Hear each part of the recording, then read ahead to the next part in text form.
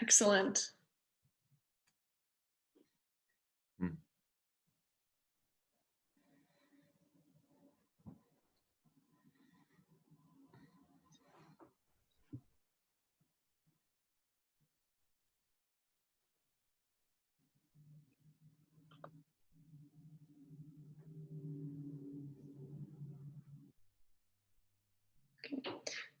So, hi everyone. Thank you for joining us for yet another workshop in the DMZ's Crisis Management series.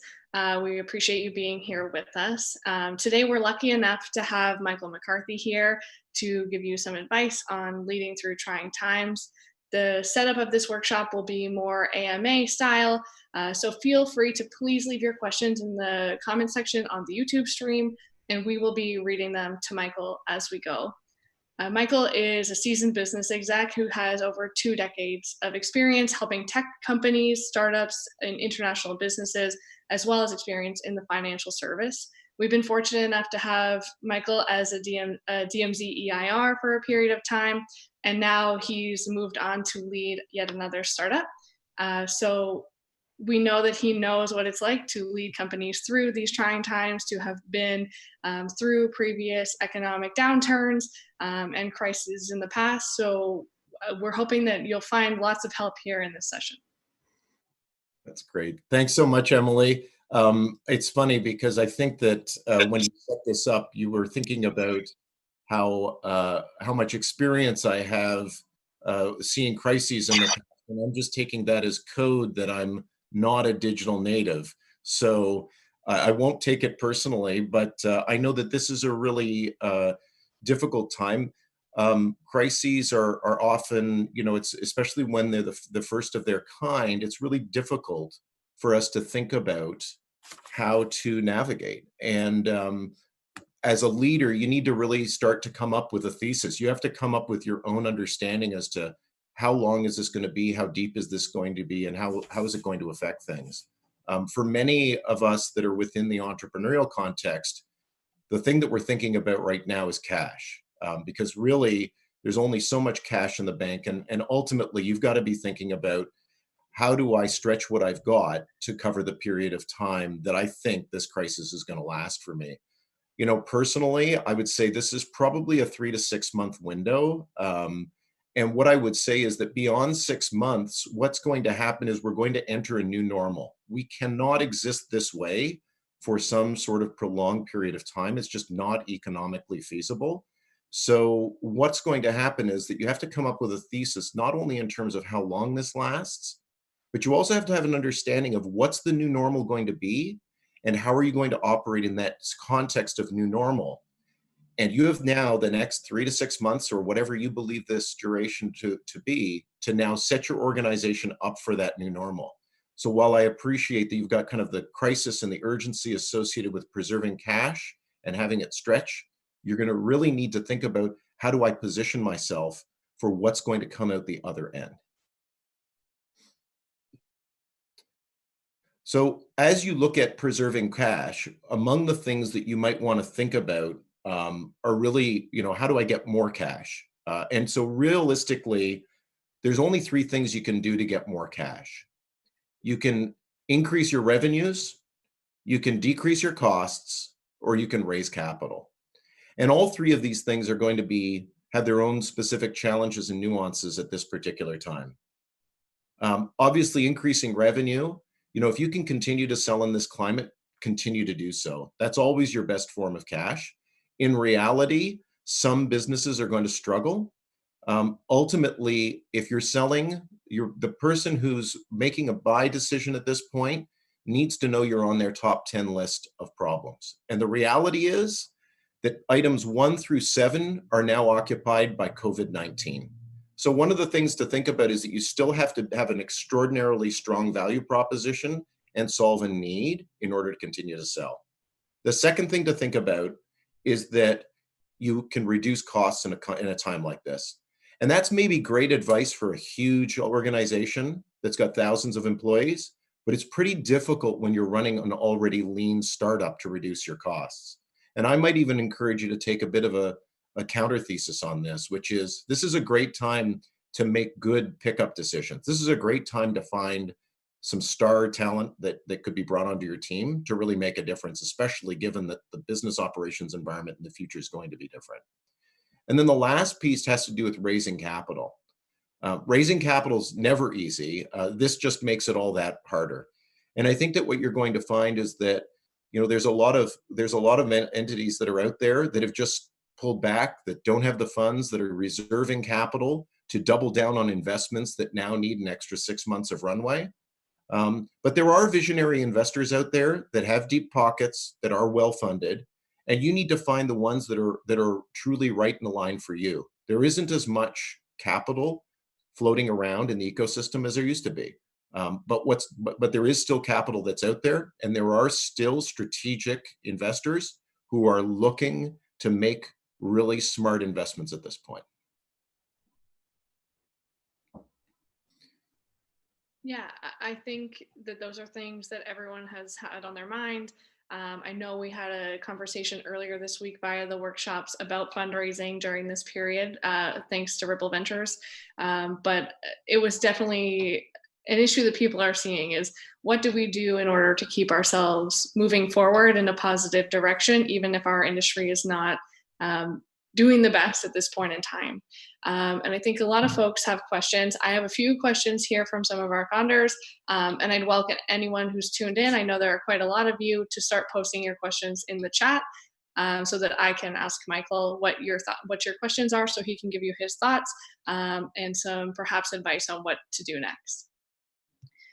So the first question that we have from a founder has to do a lot with this, making sure they have capital prepared for themselves. And that is, how do they tactfully collect on current agreements that have been signed?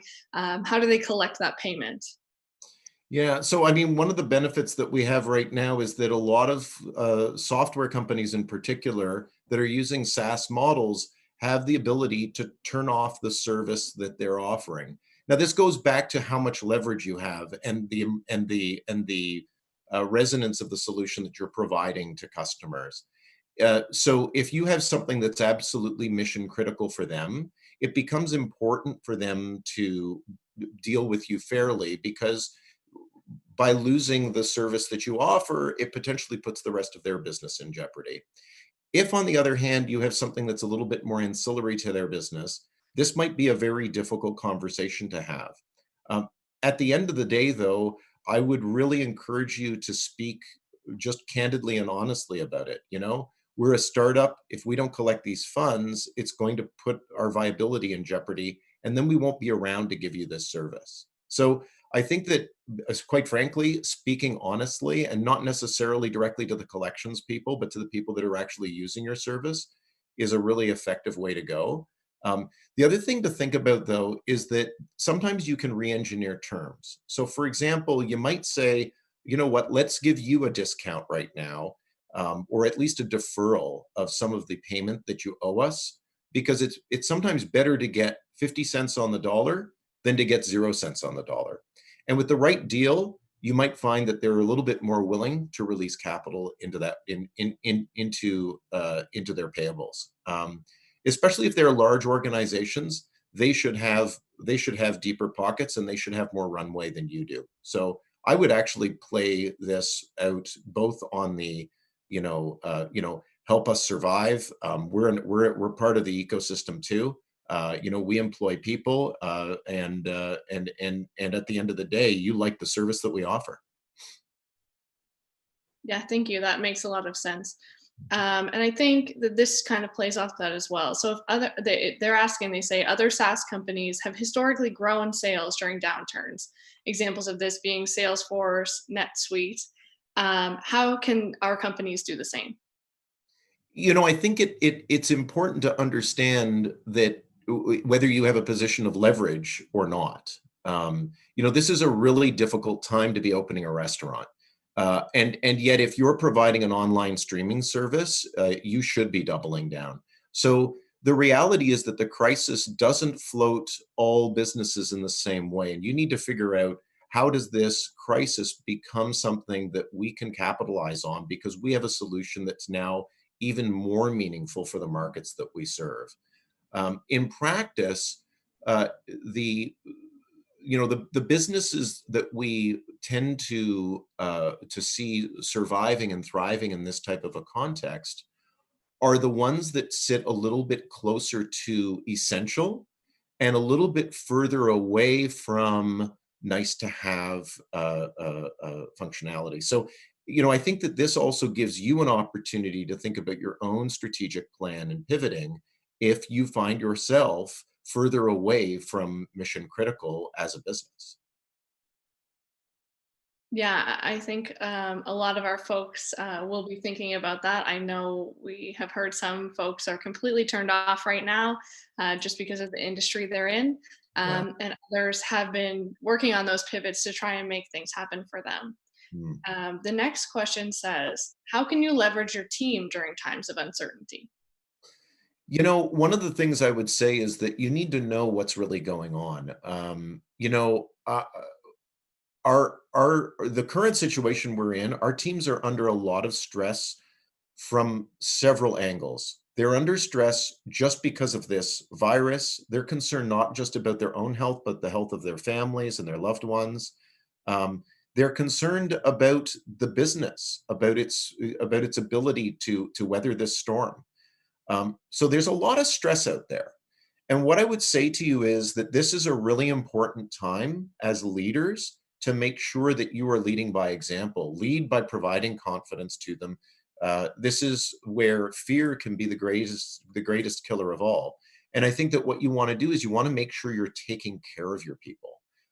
Get excited about the things that are connected to their results and their performance. Right? Every day, we do a stand up and we get to call out all the great things that are going on in the organization. We talk about all of the great sales calls that we've done. Um, I will tell you, in this particular context, the the team that we have has never been more engaged and higher performing. Having said that, there's a lot going on. There is a ton of stress. And what we try to do is we try to make sure that we're there to support those team members as they go through it. We make sure that they're getting enough sleep. They make sure that they're getting the appropriate exercise and time with their families. And if they need to step away, they do. And so I think that this is a great opportunity, not just to invest specifically in your people, but also to invest in the culture that you're trying to create over the long term. It's at times of crisis that we see what people are really like and we see what organizations' cultures really stand for. So, this is a great opportunity to put that forward as leaders and to define the culture that you want in your organization. Yeah, and in terms of putting that culture forward, what are some thoughts around ways that founders could, lightly or start to implement those things? It's funny. We had no idea how to do this, right? We were a typical tech company where every once in a while somebody would have a work from home day, and we totally support that. But the reality is, we were always in the office. Um, so all of a sudden, everybody's working from home. And what became important was for us to set up some new etiquette around, hey, like just Slack somebody over that question or jump on a Hangout call. We actually, as a team, as a leadership team, made sure that we have every day we do a daily stand up. Even if I'm on a sales call and I can't be there, one of the other leaders on the team just takes the call and makes sure everybody connects at that point. And quite frankly, the other thing that we did was, and I think most organizations are doing this, is, we have a fireside chat every Friday evening where we just hang out, everybody gets a beer, and we sit around in our bunny slippers and we just talk. We don't talk about business. We just talk about the crazy stuff that's going on in our lives and what our kids are doing, and whose dog learned a new trick. Like, we really try to make sure that we have time to connect outside of the intensity of the businesses that we're operating. Yeah, it's tough. I think when you're operating an intense business with a tight team and tight deadlines, trying to turn major things around, especially in times like these where you have a lot on your mind, even outside of work. Even though before you felt like there was no more room in your mind because work was there, and so I think a good question would be. You mentioned a little bit about how this can only go on for so long before we'll turn into a new normal. What are your thoughts around what that new normal might look like? I think that it's interesting. I don't think that there's been a better advocate for carbon emission reduction than COVID-19. I think that now that everybody's working from home and we've kind of figured it out, I think it's going to be really bizarre for us to say to somebody that travels 45 minutes from Brampton to come into an office in downtown Toronto to say, yeah, well, now that COVID-19's done, come on in.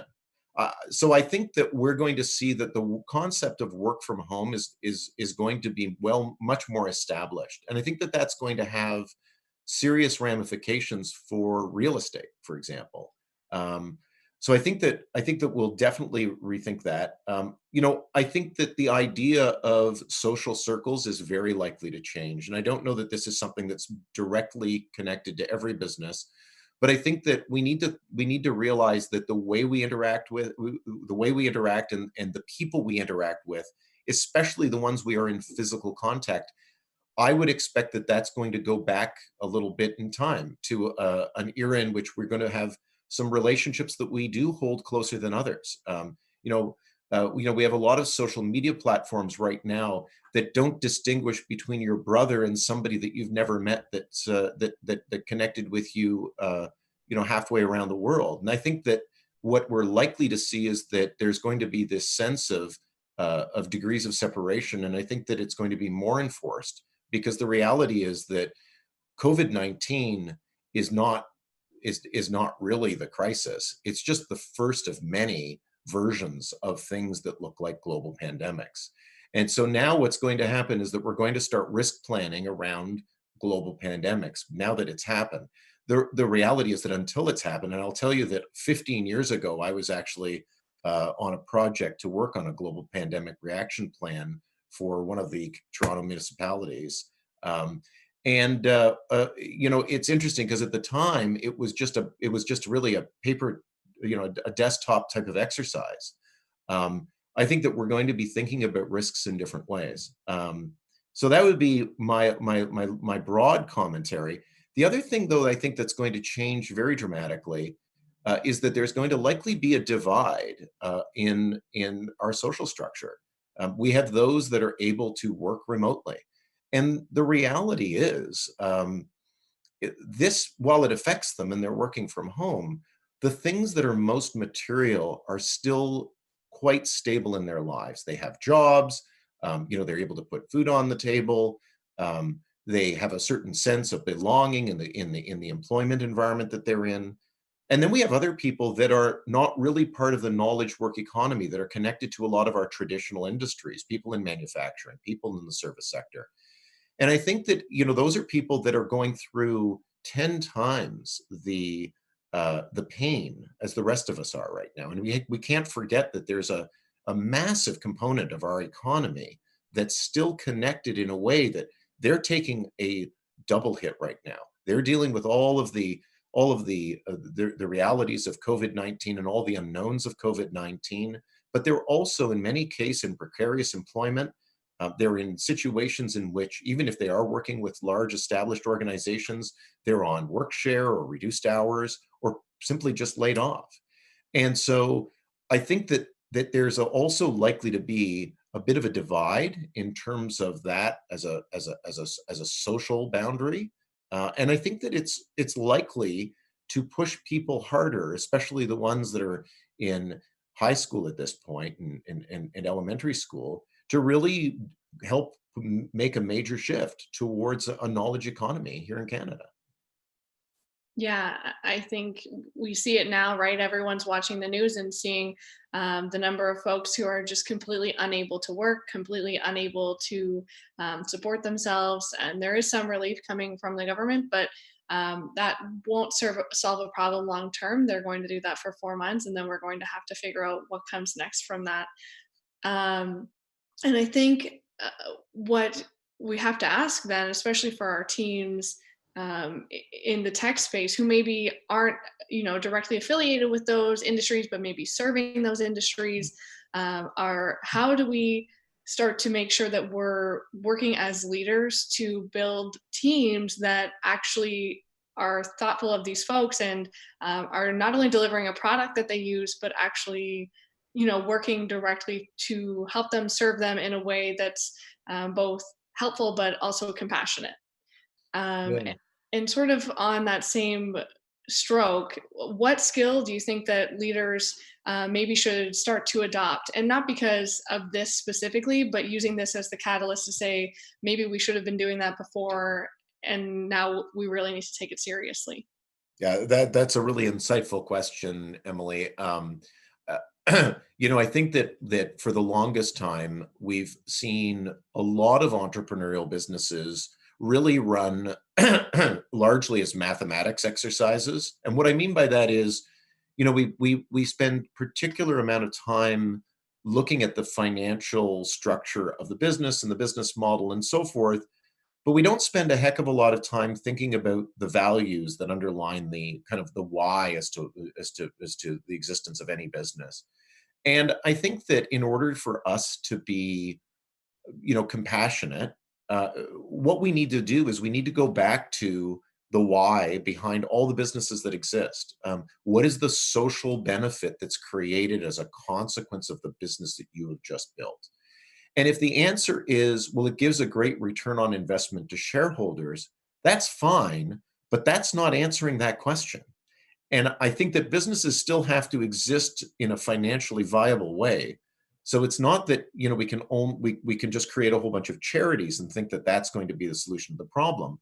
But I think that we need to connect social values with the why behind businesses and then build smart business models around those whys.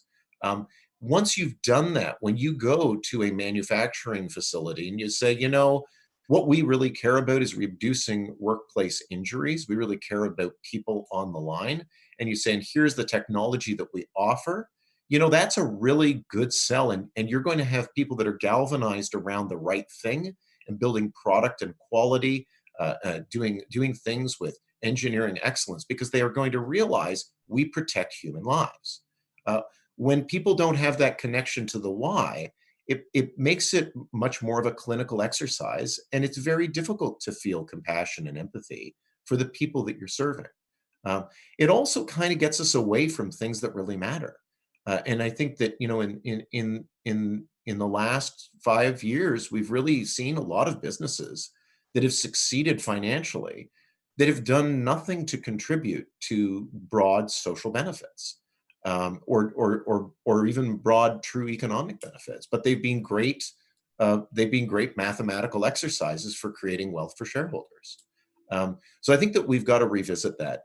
I would even argue that investors that are likely to weather this storm are going to be similar. When I hear generic pitches from investors that say, "Well, we invest in vertical market software businesses that have the potential for," and they're just rhyming off statistics associated with what financial returns they expect, and they don't say something inspirational like, we expect to change the world through AI by eliminating demeaning work in, say, the manufacturing sector.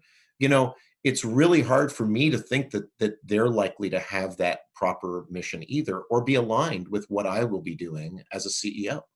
So I think it's also incumbent upon us not just to look at our own why, but also to surround ourselves in an ecosystem of people that understand that.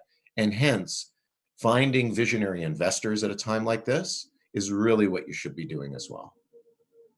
Yeah, I think people don't always think about where their money is coming from when they're looking for that money. But I think if you think about it, it really makes a lot of sense, right? You want those folks who are bought into your vision, who are bought into the plan for the business, and are not just pushing for that return on their investment, because that's not the way you want to live as a founder who's going to frequent board meetings and having to explain what's happening within your business. Totally. Absolutely. Yeah, and I think that also we got a question that said, "How can you inspire and motivate your teams during this time?" And I know you touched on it a little bit, but I think that why is also a good example of how you can do that. If you're not already driving meetings with the business's why and making sure that you're leading conversations with purpose, this is a good time to start doing that. Having that buy-in from your employees is going to motivate them and instigate them into beginning to do like better work. I'm sure they're already doing amazing work, but just keeping them engaged in the business when they don't get to see you face to face every day. Yeah. Emily, that's a really good point. And further to that, I think that the other thing that you need to do as a leader, like this is a time to really galvanize your own leadership style. And one of the things that I always encourage CEOs to do, and I try to do myself, is lead with transparency. Like this is not a time when to go to people and tell them that everything is rosy. Tell them how it really is. And I think that you need to lead with optimism.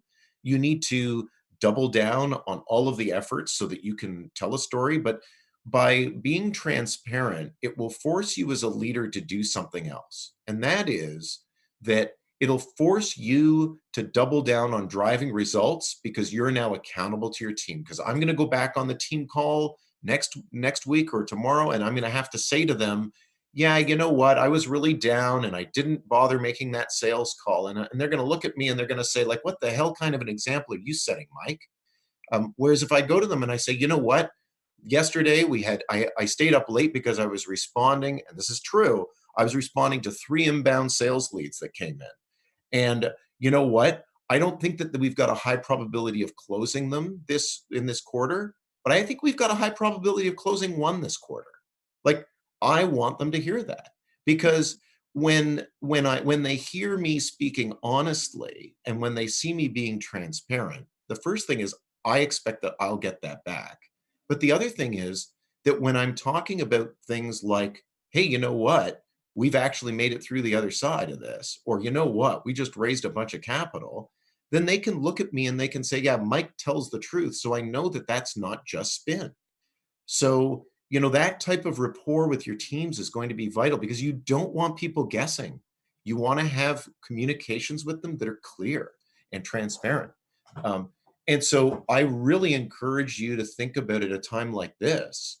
Call it what it is. Don't try to to brush it under the carpet. That's not going to serve you well. And truly, nobody's going to believe it.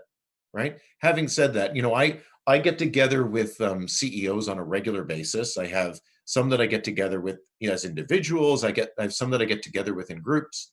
Um, and I'll tell you, the ones that are in the software industries are really in a very different place than the ones that are in traditional industries.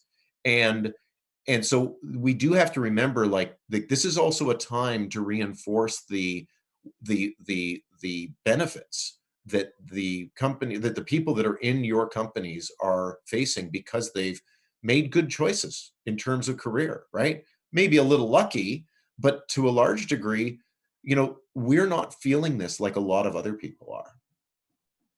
Yeah, I think it's hard to put yourself in those shoes when, especially if you were someone who was sort of set on the right path or the right path, this path where we're comfortably, sitting in our homes on our couches and, getting to wear our cozy clothes while we work on our, spreadsheets, emails, etc. It's hard to perceive those other paths that people are walking for sure. Yeah. And I'll tell you something else, Emily. Like, I don't, I mean, I think everybody on this call will identify with this, which is, you know, there is a certain amount of flow that you get when you're busy, right? Like when you've got so much to do, you get into your groove, you double down, you got the adrenaline rush. Like that's actually really powerful. And for the people that are actually just sitting at home, waiting for some sort of government relief or waiting for COVID to come out the other end. It is a psychologically destructive place to be. And so the other thing to remember is that work provides us with a certain amount of psychological stability. And the more intense and the more personally challenging, the more I'm pushed by, by the work I do, the more resilient I become. And so remember that for your teams as well. The faster that they're moving, the harder they're driving, the more amazing stuff they're producing, the better it is for their psychology. It will help them. Yeah, and I think probably on that same note, a lot of our founders are thinking in a time like this, our typical sales and marketing efforts for our teams are maybe not working, and how do they lead their teams to start to do the right actions that will eventually result in sales in a time like this where sending your same cold email is not going to work because people don't have the bandwidth to respond, and where your marketing can kind of fall on deaf ears or feel a little tone deaf. Yeah, that's a really great question, and I'm sure a lot of people are experiencing that right now. One of the things I would say is that this is a time to revisit, is what we offer actually meaningful, right? There are going to be some challenges that you face because in order I usually suggest, like, in order for you to really make a sale, you've got to be on my top 10 list. Like, as a buyer of your product, if my 10 biggest worries don't include the worry that makes your product resonate, then you're in trouble. And the challenge that we have in the COVID situation is that those first six or so spots are occupied by COVID related things now that weren't there before. So you really have to think about, like, how do I get into one of the last four remaining spots? Like, what do I need to do to change my product to make it more relevant? What do I need to do to make sure its impact is greater? Um, and continue to sell appropriately. Uh, One of the questions you should be asking is, in the context of COVID-19, what other things might my product be used for, or might be useful for those organizations? Um, as you know, the receptivity is a natural language understanding platform. We actually are able to take human dialogue, much like the conversation you and I are having, uh, and look at the text transcription of that and elicit human psychological states. So we can effectively tell how stressed people are, for example. In this particular climate, one of the products that we've rushed to market is a journaling technology that allows employers to offer to their employees journals that also give them feedback on how stressed are you right now. And connecting that to your employee assistance program is a great way for people to help those who are in isolation, because the managers aren't there seeing how much you're stressed about a particular project or the health of your family, or where your next meal may come from. So one of the things that we did was we just looked at the various products we had and said, like, what's relevant now, and really doubling down on things that support wellness and mental health was important because of that. But the reality is, the other areas that we have products in are in, like, for example, risk management is a massive domain for us. And we've had very active conversations with organizations looking at risk management, insider threat detection, looking at, for example, employee fit and things of that nature. Code of conduct violations would be another example. So among the things that you need to think about is that if your product is still at the top of mind for the people that you're selling into, you will still be able to sell. If not, think about what else you can do to reconfigure your product given the nature of the crisis that's in front of you. Yeah, that makes complete sense. And we got another question that I think is kind of on the same thread.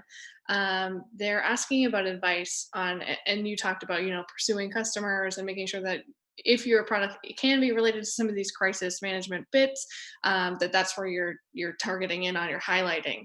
But what about if your customers are actually on the front line of the COVID-19 fight? For example, your customer is a nonprofit or your customer is a hospital. They obviously require the most assistance and would still need your product, but now they're some of the hardest people to reach on the planet, likely. Yeah, we've had a couple of those as well. This is also a good time to think about deploying some of your product free of charge into, like, there's something to be said, and I'll go back to the earlier conversation we just had about values, right? And thinking about mission and why. Like if you're really there to help, this is a good time to go out and go to that particular charity and give them some support when they need it. You know, so what you might be able to do is to say, hey, you know what, the product, I'm just going to give it to you for the next 3 months while we get through this, and then we can talk about what it's going to cost afterwards. It's a good way to do effectively pre-sales at a time when otherwise you're going to do no sales. And then you potentially have an install base that you're going to, and you're saying, oh, by the way, now we're going to turn on our pricing, and our pricing is going to look like this.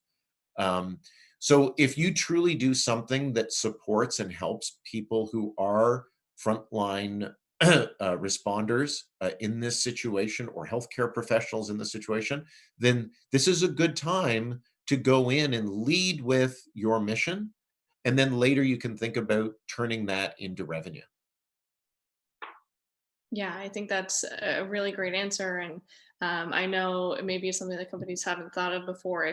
If you make a lot of that friction that is up front in signing on customers removed, and they're actually using your products, which are useful for them on the front line, you might be able to create some stickiness that way. And so that when you regroup in that conversation, when there's a little more normalcy and a little less urgency on their end facing other problems, that they'll be able to have a more meaningful conversation that could push your dollar value forward. Um, Absolutely. yeah, and I think we're getting another question, and this to me seems like a very tricky question that I wouldn't want to have to be the one to answer. And it asks, which one do you think is more important for an incorporated startup today? Technology development or raising capital? Yes. So, I think that whenever we talk about raising capital, whether we're in the midst of the COVID crisis or not, you know, I think that it's appropriately described as a full-time job that you're doing on top of being a CEO. And I don't think that that changes at all. So I think that if you're thinking about raising capital, or you're in a position where you need to raise capital, you just have to do it. You still have another job to do, which is building your business. If raising capital at any time, whether we're in the middle of a crisis or whether the skies are blue, you know, you can't stop building your business while you're raising capital. So I really would encourage you to think about these as being multi-threaded ways of running your business. Um, Go through your capital raising cycle.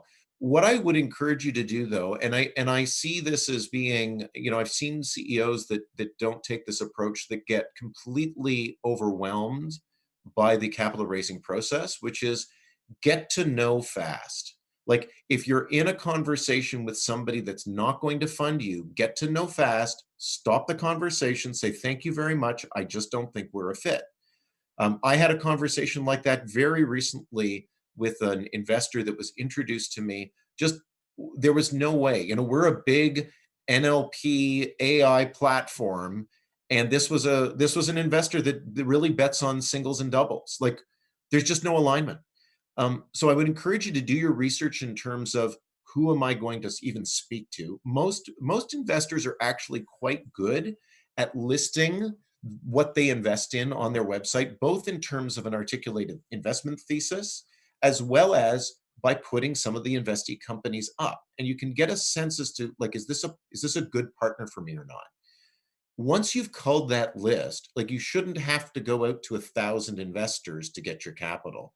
You should be in a position where it's somewhere between 20 and 100 in conversations or calls. If you're beyond that, you haven't actually culled your list, and that's a problem for you. And you will just, you can burn an infinite amount of your resources raising capital if you don't do it strategically.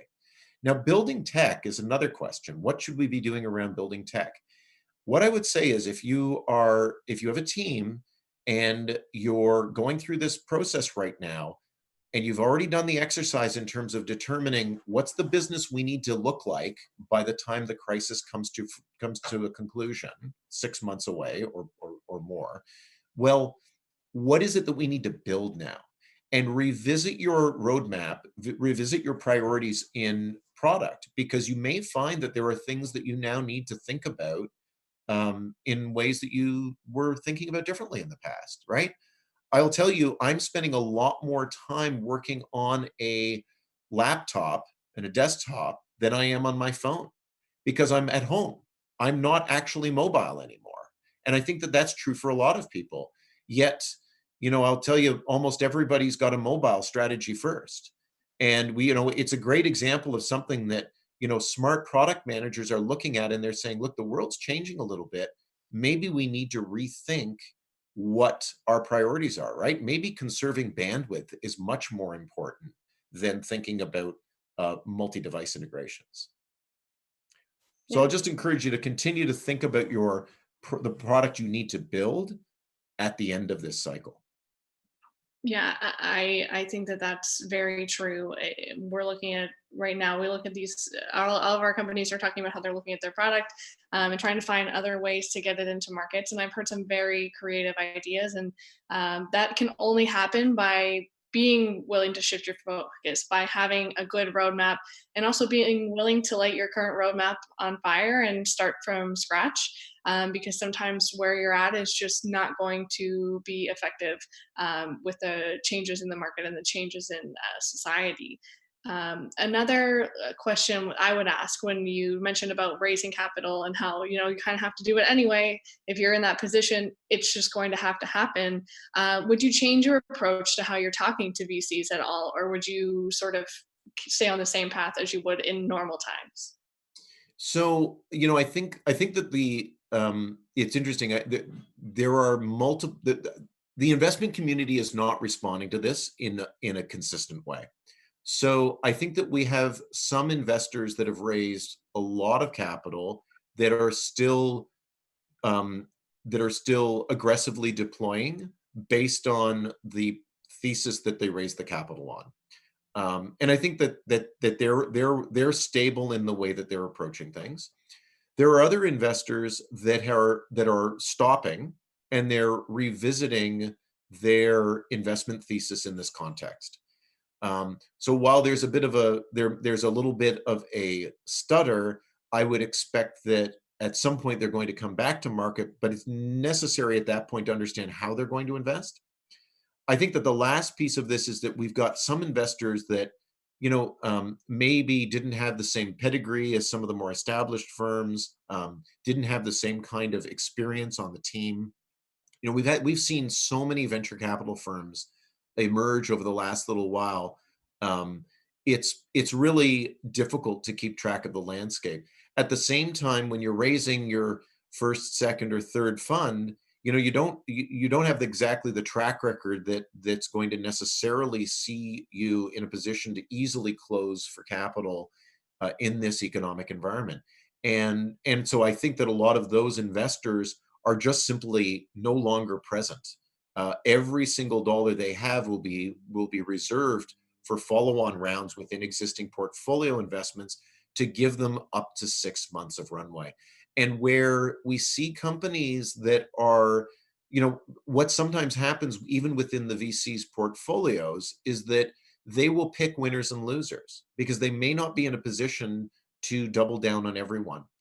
And so what they'll often do is they'll say, you know what, these three businesses out of our portfolio of 10, we believe have a real solid shot at not only surviving, but also thriving post-crisis. We're going to starve others and we're going to feed these ones. And so, even if you have existing investors that to draw on, you may want to go back and revisit how their own investment thesis has shifted as a consequence of the crisis. So I think that raising capital in this context really requires that you go back and look at how every individual organization that's relevant to you has changed its own focus and its own thesis. Do you think that some investors are going to get like a little bit harder with who they're looking to invest in? So yes, they have their thesis, but are they going to put up, higher roadblocks in terms of what their expectations are for where you're at for that same capital? And I can tell you my thought process on that would be the reason I ask this is because I think that a lot of funds might start to get pressure from their LPs who, in times of downturn, can often see very high returns on investment in the market, by pouring money into there. And VC, everyone knows the money's a little bit, it's high stakes, high rewards. That's why LPs invest. But when that starts to sort of level out with the possible large returns from the market, do you think that that plays into investors and how they're thinking about investing? It's a really good question. And the other thing to think about, Emily, is that at the end of the day, the track record of a VC is based on IRR. And so if there's going to be an IRR implosion as a consequence of this, like if they do end up with a couple of companies that just get weeded out, or they see that the time horizon is longer, then I mean it's just going to affect their financial returns. The reality is that in order to continue to be valid as an entity, they need to find a way to raise the IRR. Having said that, there's only so much pressure that one can put before things become really difficult. Now, I think that what's happened over the last maybe 5 years or so is that there's really been a lot of capital sloshing around in the entrepreneurial ecosystem. And as a result of that, I think that valuations have been higher and inflated than they should have been. And I would say that there's also been a number of entrepreneurial companies that, under tighter conditions, simply wouldn't raise capital. Um, this is one of those moments where that reality will be realized. And I think that in the same way that I would expect VCs that don't have the pedigree, experience, or track record, um, or soundness of investment to not necessarily survive. I would say that the same thing is true of many entrepreneurial companies that were funded under conditions that they probably won't be funded under anymore. Um, I think, though, for companies that have strong management teams, for the companies that have sound product, I will say for the companies that have good values and a good understanding of their mission, um, that have demonstrated good market traction, I think you'll still be able to attract capital. Um, I think that what ends up being the pressure, or the raising of the bar, is going to be reflected in, I'll just call it this, like a return to normalcy. So I don't think that we're going to see bizarrely inflated companies that get $100 million valuations with less than $1 million in revenue. I just don't think those sorts of things are going to happen in this particular climate. But I think that what we will see are companies that are tracting well, that are demonstrating good growth, even if they have slowdowns over the COVID-19 horizon. I think that they're still going to be able to attract capital, and they're going to be able to attract capital at reasonable multiples. It never makes sense for a VC to go in with a disproportionate multiple on valuation, because it just disincentivizes the management team, and that's not a recipe for success. No VC's really trying to get the maximum amount of equity in your business, not the intelligent ones, because that doesn't result in the team driving for results. So, there's only so far that bar can move. I think if anything, it's gone the other way, and now what we're going to see is a return to normal. Hmm.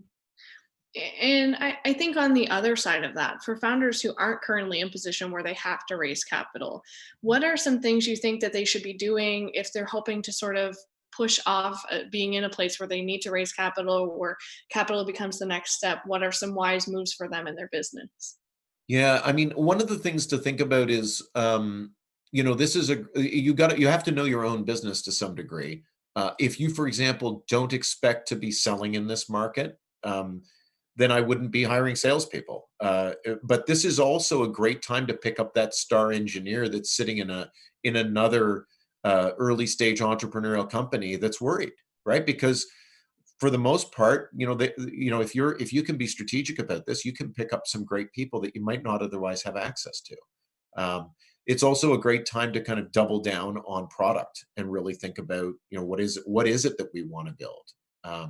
So, I think that as you're spending your dollars, it's good to be conservative.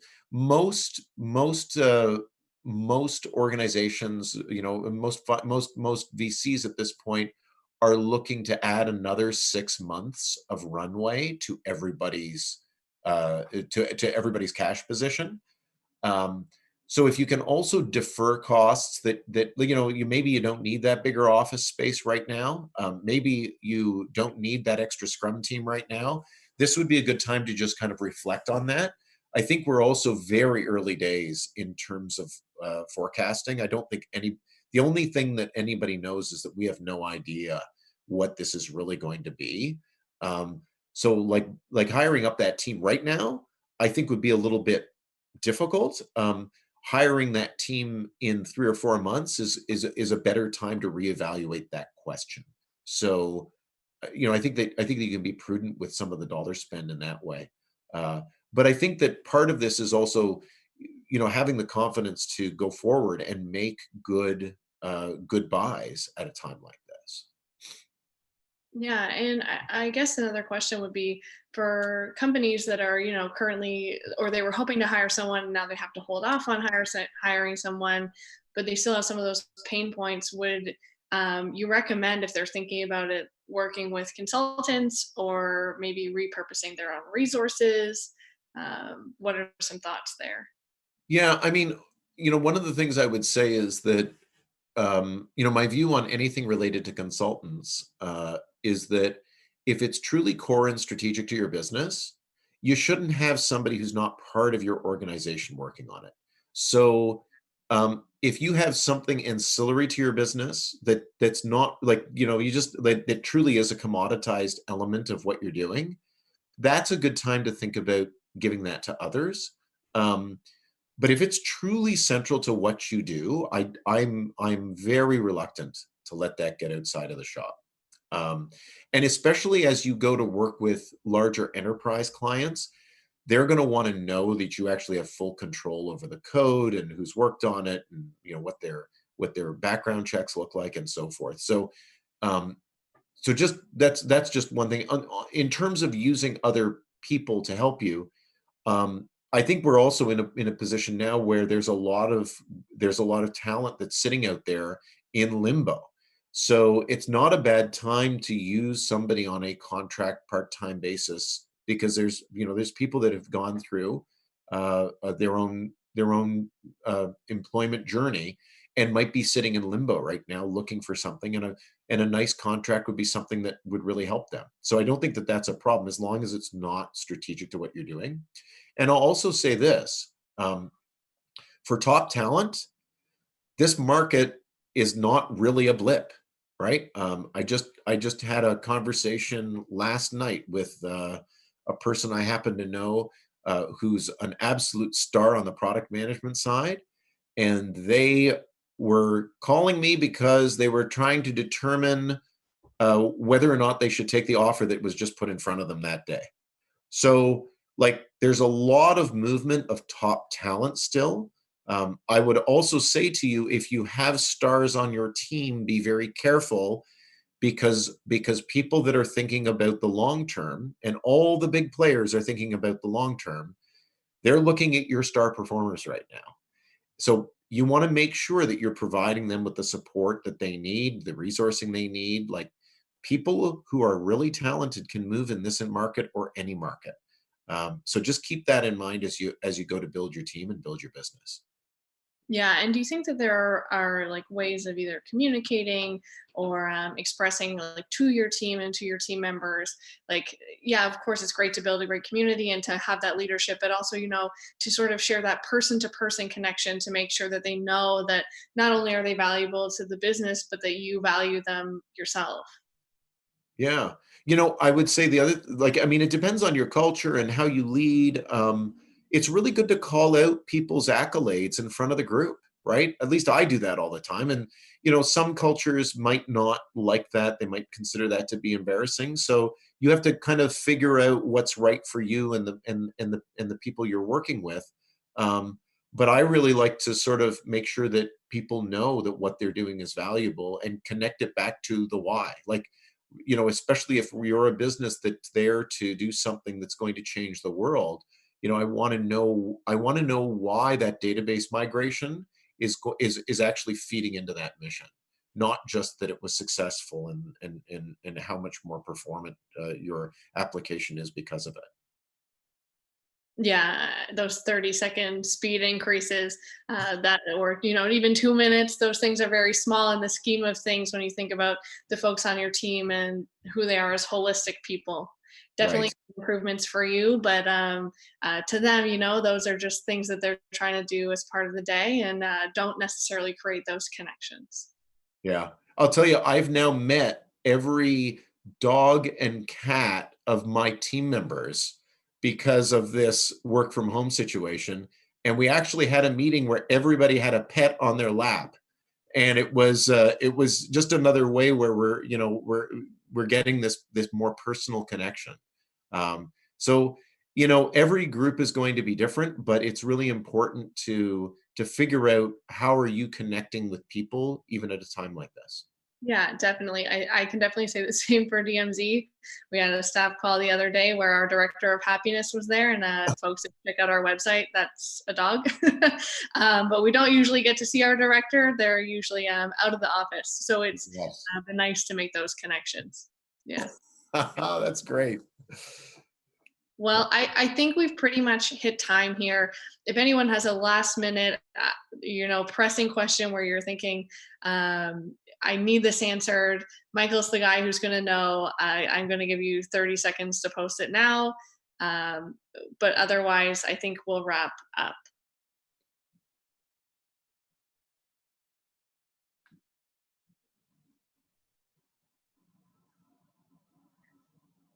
And I think I'll take this time, Michael, while we wait to see if there's a question, to also thank you so much for joining us for the last hour.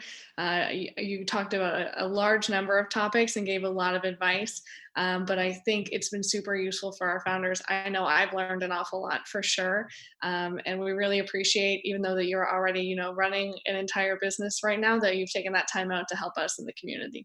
It's my absolute pleasure. I wish everybody a lot of luck. It was so nice to see you again, Emily. And everybody, I hope you stay safe. Okay, thanks everyone. Thanks for joining us. We'll have another workshop next week. You can check out our website for more details. And thank you so much again, Michael. Have a great afternoon, everyone. Take care.